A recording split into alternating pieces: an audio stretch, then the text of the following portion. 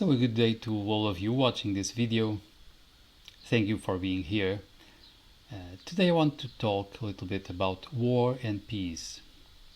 It's an old subject because humanity has been in many ways at war for a long time now.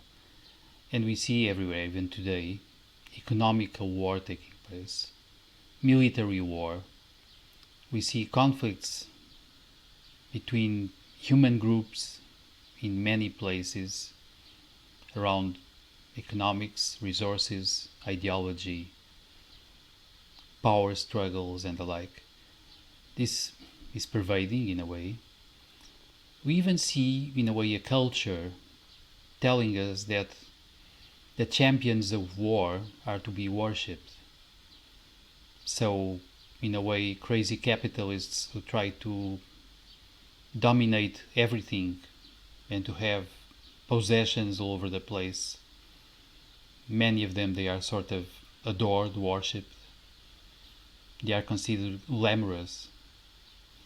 And the same way, many times, this culture of ours tells us that important people are winners of war in many different ways.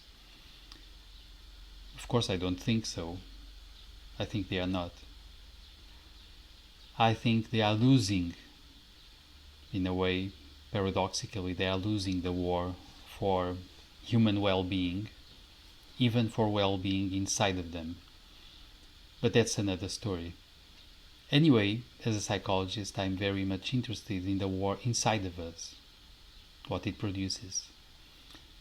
As you might know, of course, in Buddhism, it is said that the root of about all human suffering is inner conflict.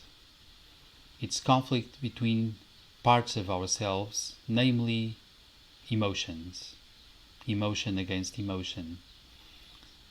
And so, as in the outside wars, for inner conflict to take place, there must be some split somewhere. We must be divided inside in several different areas, in different ways. And so those areas fight among themselves.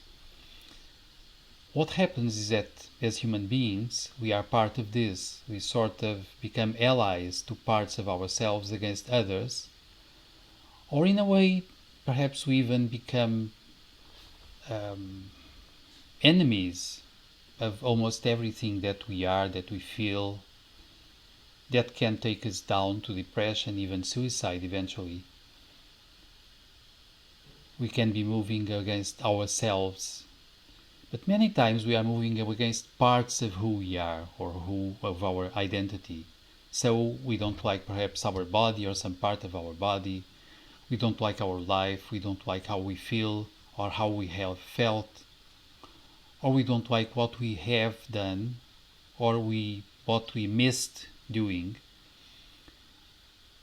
Many times we don't like certain feelings or reactions from ourselves. So there is a war, there is conflict. And this destroys peace. Without inner peace, we are not able to rest properly. We don't feel okay, we don't feel at ease. We have anxiety. We have tension.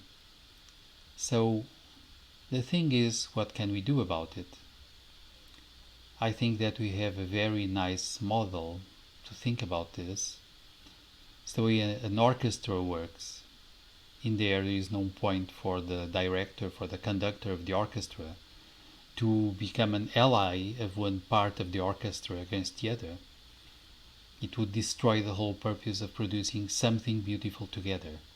So he tries to give a voice, a pace, a moment, an expression to each part of the whole orchestra according to a play that is to be done, that is to be played.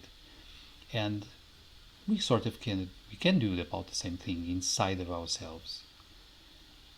There is no point in trying to destroy or fight many parts of ourselves, namely our instincts. Some people will try to get rid of sex or eating habits or sleeping habits or stuff like that doesn't work, because the instinct will not go away and we might be moving against our health. So what can be done? We can try to bring all those areas to a proper balance with the rest. We might try to allow them to play their parts, to acknowledge that all of them have some value somehow. And so we try to bring them all together, to play together our life, in a way the concert, the symphony of our life. So it's about concertation, it's about harmony. And as conscious beings, we suffer as we fight what we call ourselves, but we might feel great when we just assign a role to each part and we try to balance everything. And to do this, it's good to make some distance, to pay attention to something else. We may find unifying factors. For starters, at the fundaments of whatever happens in our lives, there is a sheer fact that we are conscious and we are alive, that is precious, that is a common factor.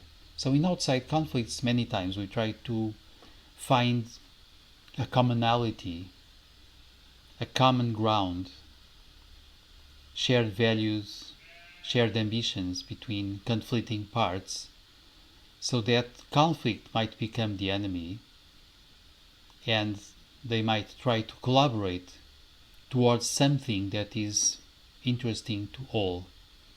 Inside, we can do about the same.